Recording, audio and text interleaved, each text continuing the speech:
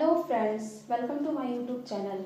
मैं आज आपके सामने एक सीटेट 2020 की प्रिपरेशन से रिलेटेड एक छोटी सी वीडियो शेयर करना चाहती हूँ, जिसमें मैं आपको ये बताऊंगी कि सीटेट की प्रिपरेशन हमें किस तरह से करनी चाहिए, किस तरह से नहीं करनी चाहिए।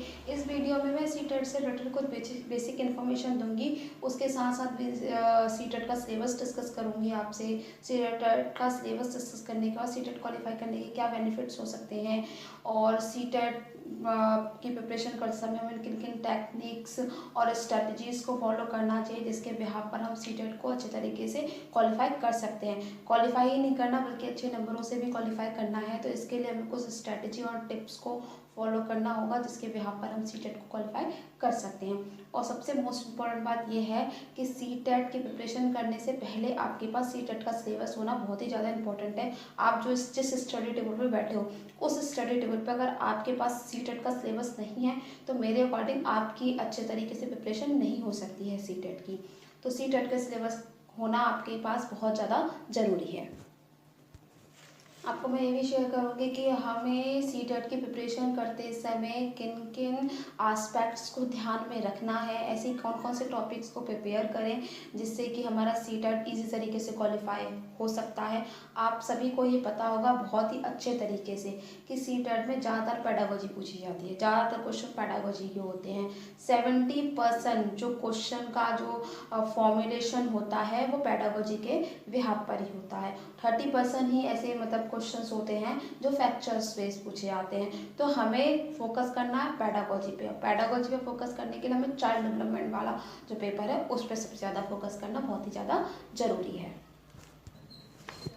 एंड इस वीडियो में मैं आपको चाइल्ड डेवलपमेंट का जो फर्स्ट सब्जेक्ट है उसके कुछ मोस्ट इम्पॉर्टेंट टॉपिक्स के बारे में आपसे डिस्कस करूँगी और मोस्ट इम्पॉर्टेंट टॉपिक बताऊँगी, जिसको आप अच्छे से अगर प्रिपेयर कर लिया, जिसको आपने अच्छे से समझ लिया, तो सोचो कि आपका सीटेट क्लियर हो जाएगा। मतलब 90% तो आपका सीटेट क्लियर हो ही सकता है, ये उम्मीद की जा सकती है अगर आप चाइल्ड डेवलपमेंट वाला पेपर अच्छे से प्रिपेयर कर लो, क्योंकि उसी के बिहाफ पर ही पेडागोजी बनती है और पेडागोजी जो सीटेट का मोस्ट इम्पॉर्टेंट पार्ट है।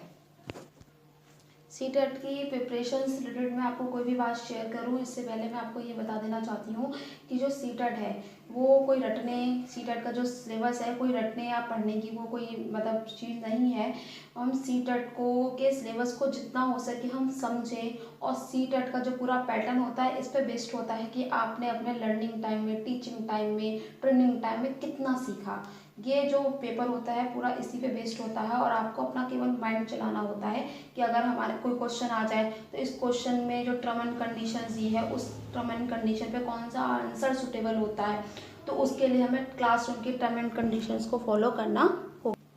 फ्रेंड्स, जब भी आप सीटेट का पेपर सॉल्व करते हो या फिर एग्ज़ाम टाइम में बैठे हो पीरियड में, तो अपने माइंड को बिल्कुल फ्री छोड़ दो, और जितना आप अपना दिमाग चला सकते हो उतना दिमाग चला के, इतने सोच के, अपनी सूझबूझ के साथ अगर सीटेट का पेपर जो है वो सॉल्व करोगे तो आप क्वालिफाई कर लोगे, सीटेट को इजी तरीके से क्वालिफाई कर सकते हो। क्योंकि ये बिल्कुल माइंड बेस्ड होता है कि हम अपना दिमाग कितना चला सकते हैं, कितना नहीं चला सकते, हमने कितना सीखा, हमारी सूझबूझ क्या कहती है, हमारा इंटेलिजेंसी लेवल क्या है, पूरा इसी पर वेस्ट होता है। मैं सीटेट का सिलेबस डिस्कस करने से पहले सीटेट के बारे में कुछ बेसिक इन्फॉर्मेशन देना चाहती हूँ। Basic information in the sense कहें तो कि सीटेट का जो पेपर होता है कितने पार्ट्स में डिवाइड होता है, कितने पार्ट में डिवाइड का मतलब कि सीटेट के 2 पेपर्स होते हैं, पेपर 1, पेपर 2। जो पेपर 1 होता है वो प्राइमरी स्टेज के लिए इजिबल होता है, और जो पेपर 2 होता है वो जूनियर स्टेज के लिए इजिबल होता है। जो पेपर 1 है, पेपर 1 में वही टीचर मतलब या वो टीचर एजुकेटर अप्लाई कर सकते हैं जो प्राइमरी लेवल के टीचर बनने के लिए जिनके पास इजिबिलिटी है, या फिर उन्होंने डीएलएड किया है या बीएड किया हुआ है। वो जो भी पर्सन 1 to 5 लेवल के टीचर बनना चाहते हैं वो फर्स्ट पेपर के लिए अप्लाई करें, और जो भी पर्सन 6 to 8 लेवल के टीचर बनना चाहते हैं वो जूनियर लेवल के लिए अप्लाई करें। दोनों स्टेजेस में एज ग्रुप का डिफरेंस होता है। एज ग्रुप हम बोले कि अगर जो 1 to 5 लेवल के जो स्टूडेंट्स होते हैं उनकी एज 6 से 11 साल तक की होती है, और जो 6 to 8 क्लास के स्टूडेंट्स होते हैं उनकी एज 11 से 14 ईयर्स के बीच तो होती ही है। तो इनमें बस इनके दोनों के जो हमारे स्टडी मटेरियल को या पढ़ने के जो तरीके में एज ग्रुप को अगर हम ध्यान में रख के प्रिपरेशन करेंगे तो हम सीटेट को इजी तरीके से क्वालिफाई कर सकते हैं।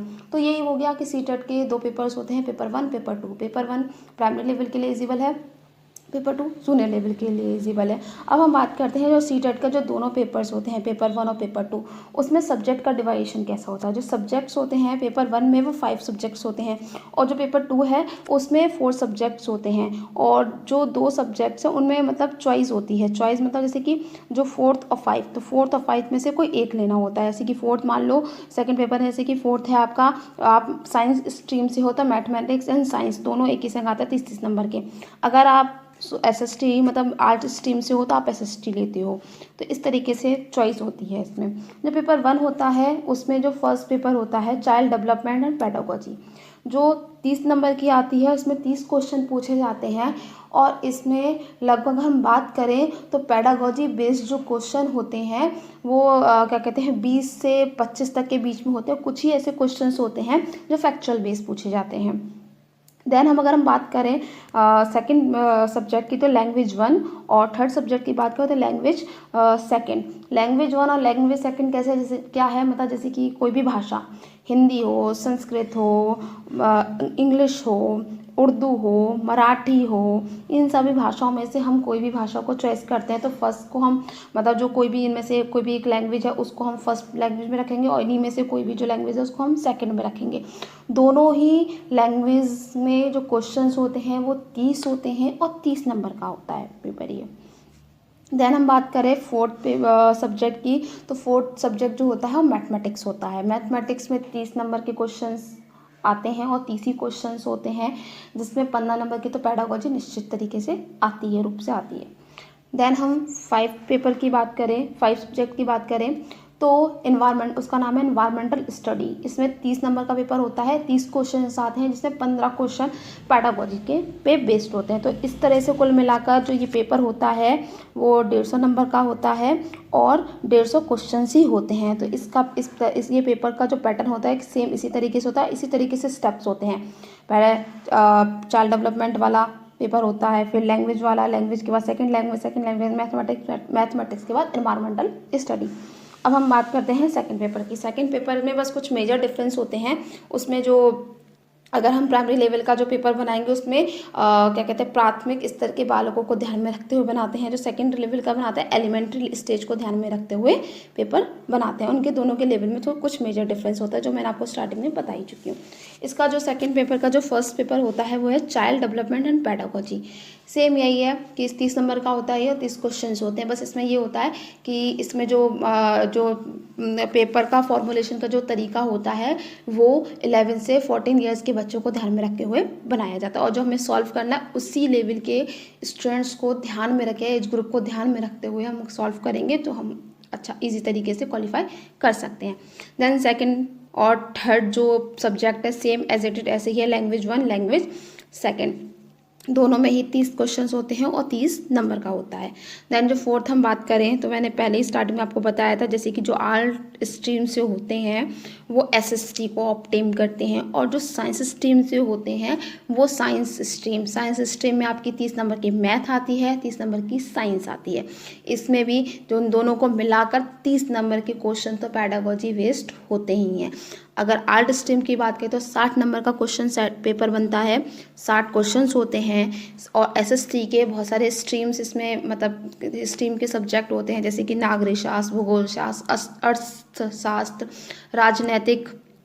राजनीतिक शास्त्र और क्या कहते हैं GK। इस तरीके से इसमें क्वेश्चन का मिक्सअप होता है। तो इस प्रकार कुल मिला के 150 क्वेश्चंस होते हैं और 150 नंबर का ही पेपर सेट होता है।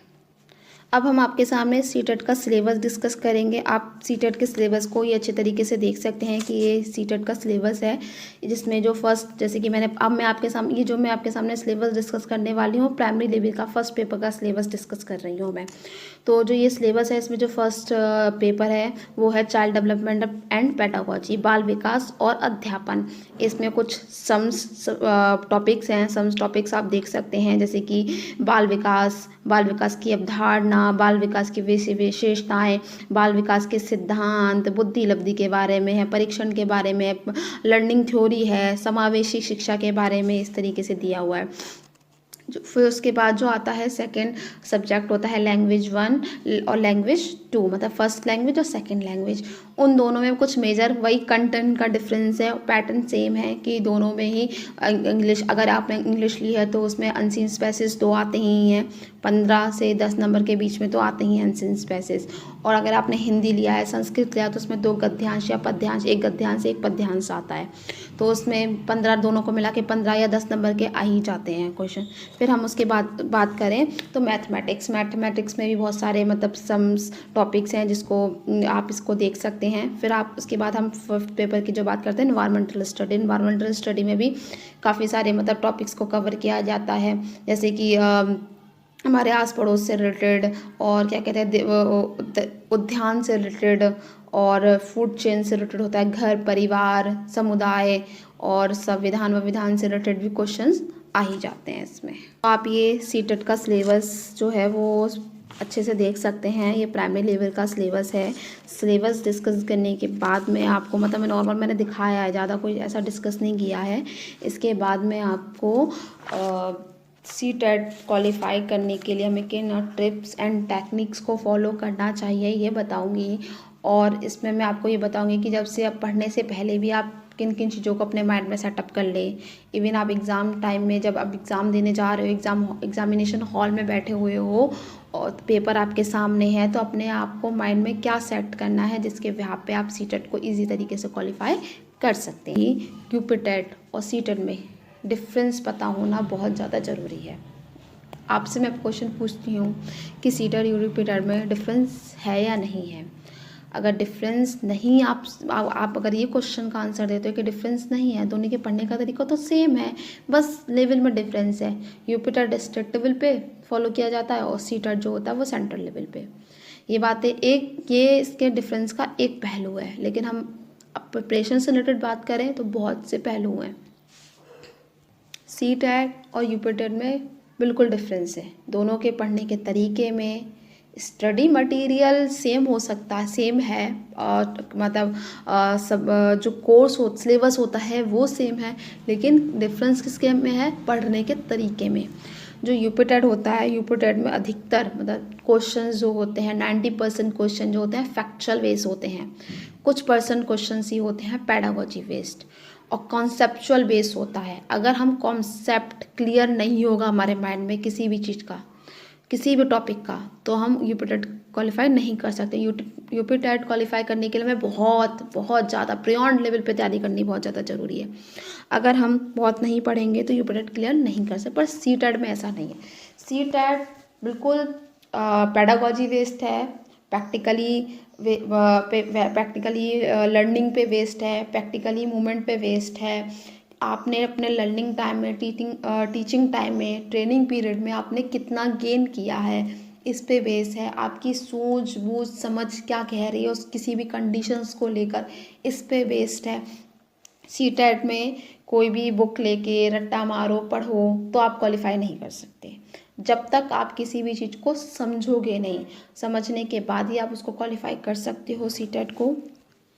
और जो ये सीटेट है क्लासरूम की टर्म एंड कंडीशन पे बेस्ड है। ये इस पे बेस्ड है कि आप एज अ टीचर होंगे तो स्टूडेंट के संग कैसा बिहेव करेंगे, स्टूडेंट की साइकोलॉजी आस्पेक्ट से रिलेटेड होता है, टीचर की साइकोलॉजी आस्पेक्ट से रिलेटेड होता है, स्कूल के एनवायरनमेंट से रिलेटेड होता है, टीचर को एक स्टूडेंट के संग कैसे डील करना चाहिए, टीचिंग मेथड्स कैसे यूज़ करने चाहिए, स्टूडेंट्स को के लेवल के अकॉर्डिंग कैसे पढ़ाना चाहिए, टीचिंग लर्निंग प्रोसेस कैसी होनी चाहिए, इस पे बेस्ड होता है ज़्यादातर। ये सारी चीज़ें ये क्या है, पेडागोजी, शिक्षण कराने का तरीका ही पेडागोजी, कि आप किस लेवल के स्टूडेंट को किस तरीके से टीचिंग कराओगे, किस तरीके से टीच करोगे, किस तरीके से उनके संग लर्निंग कराओगे, ये इस पे बेस्ड होता है। तो फर्स्ट टिप्स यही है कि सीटेट और यूपीटेट में डिफरेंस पता होना आपको बहुत ज़्यादा ज़रूरी है। डिफरेंस पता करने के बाद ही मतलब डिफरेंस आपको पता चलेगा तो आप उनकी प्रिपरेशन अलग अलग तरीके से करके सीटेट को इजी या यूपीटेट को भी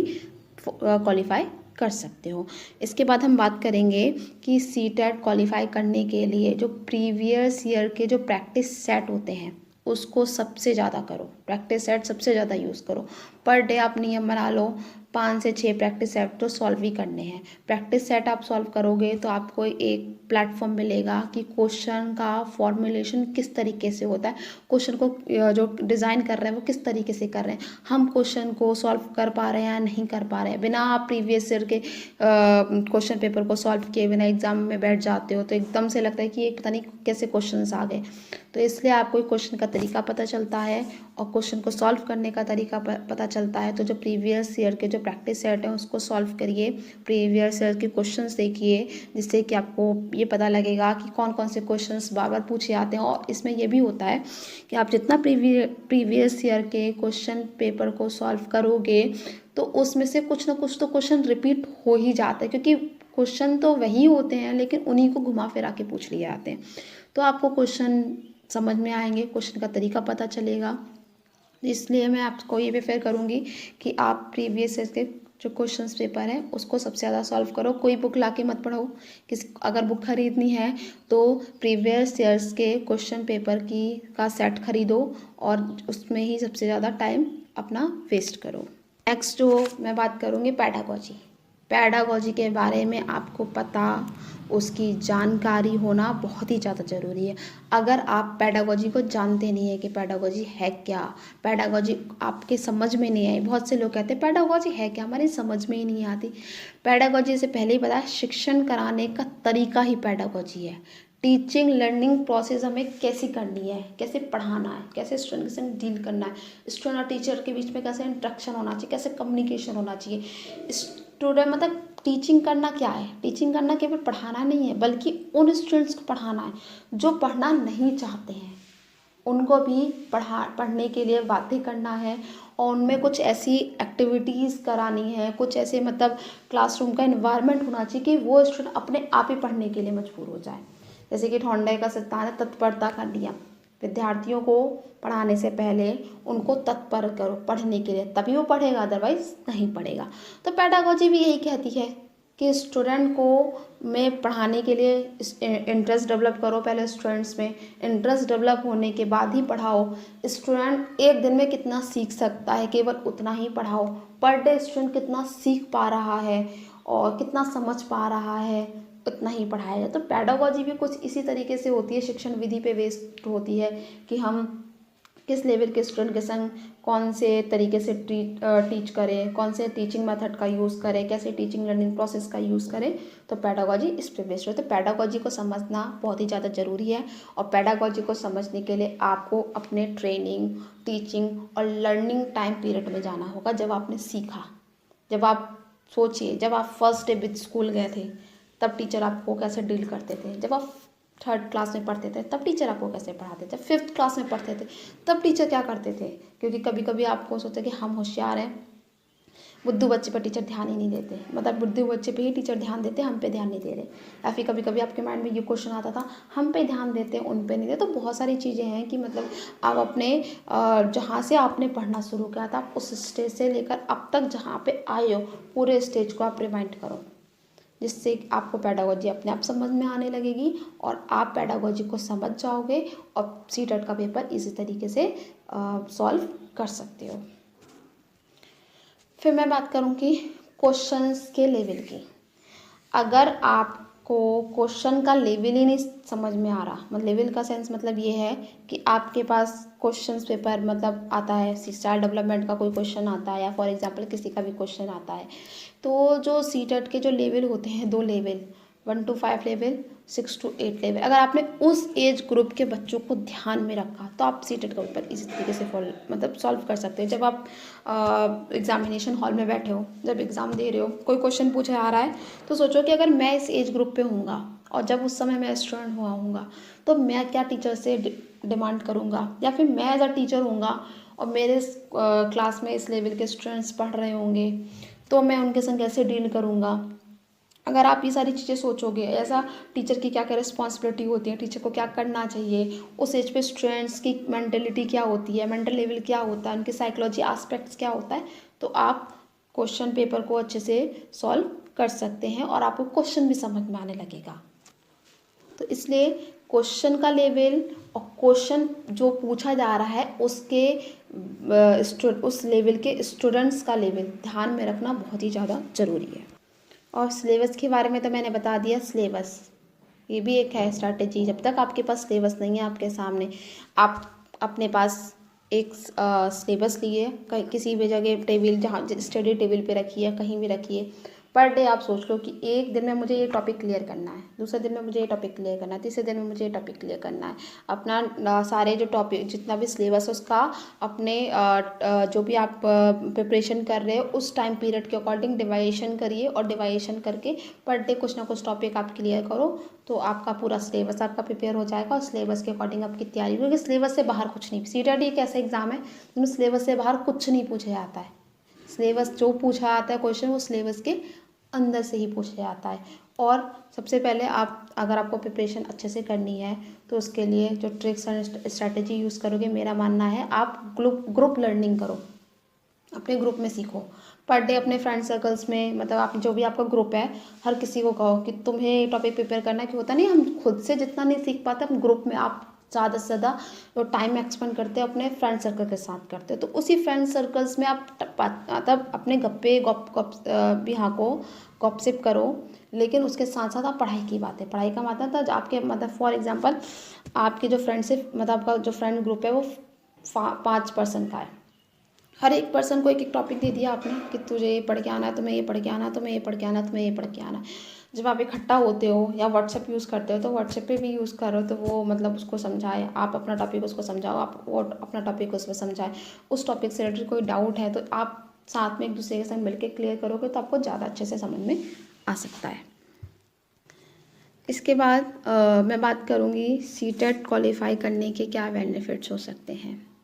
सीटेट क्वालिफाई करने का सबसे बड़ा बेनिफिट तो यही है कि आप गवर्नमेंट जॉब की दूसरी सीढ़ी को पार कर लेते हो। गवर्नमेंट जॉब को अचीव करने की दूसरी सीढ़ी पार कर लेते हो। फर्स्ट सीढ़ी तो यही है कि आप एलिजिबल होते हो सीटेट पेपर में बैठने के लिए। एलिजिबल, बीएड किया, डीएलएड किया, बीटीसी करी, कुछ भी किया, तो आपकी वो फर्स्ट सीढ़ी है टीचर लाइन में गवर्नमेंट जॉब को अचीव करने की। सेकंड सीढ़ी आपकी सीटेट है। तो सीटेट क्वालिफाई करने के बाद आप ये नहीं समझ सकते कि मैं गवर्नमेंट जॉब को अचीव ही कर लूँगा, गवर्नमेंट जॉब मुझे मिल ही जाएगी। ऐसा नहीं है। आप टीचर बन ही जाओगे, गवर्नमेंट टीचर बन ही जाओगे, ऐसा नहीं है। आप सीटेट क्वालिफाई करोगे तो आप केवल दूसरे पड़ाव पर पहुँचे हो, ठीक है। देन अगर आपकी टीचर की गवर्नमेंट जॉब नहीं लगती है, टीचिंग लाइन में गवर्नमेंट जॉब नहीं लगती है, तो आप नवोदय, केंद्रीय, आर्मी पब्लिक स्कूल में अप्लाई कर सकते हो। बिना सीटेट के आप इन स्कूल्स में अप्लाई नहीं कर सकते हो। प्राइवेट छोड़ो, गवर्नमेंट सेक्टर्स में भी इसका बहुत बड़ा बेनिफिट है। अगर गवर्नमेंट छोड़ो, प्राइवेट सेक्टर में भी इसका बहुत बड़ा बेनिफिट है। जैसे कि आप जो अच्छे, मतलब आप चाहते हो कि मैं अच्छी सैलरी पे मतलब जॉब करूँ, मुझे अच्छी सैलरी मिले, तो आप जो पब्लिक स्कूल्स होते हैं, जो बहुत ही अच्छे पब्लिक स्कूल्स होते हैं, जो अच्छी सैलरी पे करते हैं, वो आपको बिना सीटेट क्वालिफाई के आपको अपने स्कूल में एज अ टीचर अपॉइंट नहीं करेंगे। आप इंटरव्यू में जाते हो तो सबसे पहला क्वेश्चन आपका यही होगा कि सीटेट क्वालिफाई है या नहीं है। अब तो ये नॉर्म्स भी हो गया कि प्राइवेट स्कूल में भी उन्हीं टीचर को मतलब लिया जाए जिसका सीटेट क्वालिफाई है या यूपीटेट क्वालिफाई है, ठीक है। देन सीटेट का क्वालिफाई करने का ये बेनिफिट है। यूपीटेट से थोड़ा ज़्यादा बेनिफिट ये है कि आप ओवरऑल इंडिया में कहीं भी गवर्नमेंट टीचर के लिए गवर्नमेंट पोस्ट पर अप्लाई कर सकते हो। लेकिन यूपीटेट का ये है कि आप स्टेट लेवल पे केवल कर सकते हैं। सीटेट क्वालिफाई करने के बेनिफिट्स के बाद बात करने के बाद हम बात करेंगे जो सीटेट का जो सिलेबस है पूरा, उसमें जो फर्स्ट सब्जेक्ट है चाइल्ड डेवलपमेंट एंड पेडागोजी, इसके कुछ इम्पोर्टेंस टॉपिक्स हैं। इसके बारे में आपको मैं बताऊंगी। कुछ इंपॉर्टेंट टॉपिक्स है जिसको आप जिसकी प्रिपरेशन आप अच्छे से करेंगे तो सीटेट आपका क्वालिफाई हो सकता है। मैं उम्मीद कर सकती हूँ, और इनके बारे में मैं आपको मतलब टाइम टू टाइम पढ़ाती रहूँगी। लेकिन पहले मैं ओनली सिलेबस के जो कुछ टॉपिक्स हैं, इंपॉर्टेंट टॉपिक्स, उसको डिस्कस करूँगी। जैसे कि ये फर्स्ट टॉपिक्स है डेवलपमेंट एंड ग्रोथ। डेवलपमेंट और ग्रोथ से रिलेटेड तो 4-5 क्वेश्चंस आते हैं। डेवलपमेंट क्या है? लाइफ लॉन्ग चलने वाली प्रोसेस। ग्रोथ क्या है? एक समय बाद वो रुक जाती है। डेवलपमेंट जो है एक बियॉन्ड लेवल पर है। बियॉन्ड लेवल उसका मतलब उसका कभी समाप्त, जब से बच्चा मतलब जन्म लेता है और जब तक उसकी मृत्यु है तब तक डेवलपमेंट, इनमें गर्भावस्था में भी उसमें डेवलपमेंट होता रहता है, ग्रोथ होता रहता है। डेवलपमेंट में आपका आता है बाल विकास की कई अवस्थाएं आ जाती हैं, शैशवावस्था, किशोरावस्था, शैशवावस्था, बाल्यावस्था, किशोरावस्था। इनमें क्या क्या चेंजेस होते हैं, हार्मोन्स कैसे कैसे डेवलप्स होते हैं, और इंटेलिजेंसी लेवल में क्या चेंज होते हैं, इमोशनल लेवल्स में क्या चेंज होते हैं, सोशल लेवल में क्या चेंज होते हैं, इन सब के बारे में आप पढ़ेंगे तो इसमें से क्वेश्चंस तो एक दो आ ही जाता है। Then cognitive development, language development. Next जो चाइल्ड सेंटर एजुकेशन है, बार बार इसमें घुमा फिरा के ज़्यादा से ज़्यादा क्वेश्चन पूछ ही लिए जाते हैं। चाइल्ड सेंटर एजुकेशन या फिर टीचर सेंटर एजुकेशन, इससे भी क्वेश्चन आते हैं। इंडिविजुअली डिफरेंस से रिलेटेड क्वेश्चन आता है, व्यक्तिगत विभिन्नता, जेंडर, लिंग भेद से रिलेटेड क्वेश्चन आता है। जो लैंगिक पूर्वाग्रह है इससे रिलेटेड भी क्वेश्चन आते हैं, तो इसके टॉपिक्स को भी आपको प्रिपेयर करना होगा। सोशलाइजेशन, समाजीकरण से रिलेटेड भी क्वेश्चन होते हैं। लर्निंग थ्योरी में है वाइगोस्की, जिन पियाजे, कोलरवर्ल्ड, थॉर्नडाइक, इनकी थ्योरीज को अच्छे से आप समझो तो ज़्यादा बेटर समझिए। क्लासरूम कंडीशंस को समझिए, इनकी क्या कहते हैं क्लासरूम टाइम में मतलब इसको कैसे यूज़ कर सकते हैं, इसको समझोगे तो आप सीटेट को क्वालिफाई कर सकते हैं। इसके बाद है हम बात करेंगे इसमें अनुवांशिक और वातावरण से रिलेटेड क्वेश्चंस आते हैं, मोटिवेशन से रिलेटेड क्वेश्चन आते हैं, इमोशनल इंटेलिजेंसी से रिलेटेड क्वेश्चंस बन जाते हैं काफ़ी, इंटेलिजेंस से रिलेटेड बुद्धि लब्धि के कारक, तत्व, प्रकार, सिद्धांत, इससे रिलेटेड भी क्वेश्चंस आते हैं। तो ये कुछ ऐसे टॉपिक्स हैं जिससे रिलेटेड बार बार घुमा फिरा के क्वेश्चंस पूछ ही लिया था। हाँ, समावेशी शिक्षा से रिलेटेड भी क्वेश्चंस आते हैं।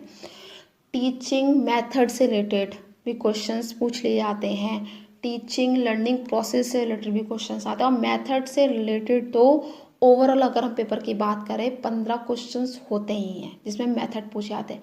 एनवायरनमेंट में भी मेथड पूछा जाएगा, मैथमेटिक्स में भी टीचिंग मेथड पूछ लिया जाता है, CDP child development and pedagogy में भी टीचिंग मेथड पूछ लिए जाते हैं। लैंग्वेज की बात करें, फर्स्ट लैंग्वेज या सेकेंड लैंग्वेज, उसमें भी टीचिंग मेथड को पूछ लिया जाता है। तो इस तरीके से कुछ सीटेट का जो पेपर होता है उसका फॉर्मुलेशन होता है, क्वेश्चंस का फॉर्मुलेशन होता है। उम्मीद है कि आप इन ट्रिक्स एंड टेक्निक्स को फॉलो करेंगे, सिलेबस को भी अपने पास अवेलेबल रखेंगे, उसके बिहाफ पर ही तैयारी करेंगे तो आपका सीटेट क्वालिफाई हो सकता है। और आप मेरे ट्रिक्स एंड टेक्निक्स को फॉलो करोगे तो मेरे मानना ये है कि कुछ हद तक आपको बेनिफिट मिल सकता है, और बाकी तो आपकी प्रिपरेशन पे ही डिपेंड करता है। मान लो मैंने आपको नेक्स्ट क्लास में आपको इसी चाइल्ड डेवलपमेंट और पेडागोजी से रिलेटेड लूँगी। सबसे पहले मैं आपको यही पेपर पढ़ाऊँगी, उसके साथ साथ मैं आपको हिंदी का भी बताऊँगी। सीटेट की प्रिपरेशन नेक्स्ट क्लास में मैं आपको करवाऊँगी। Thank you.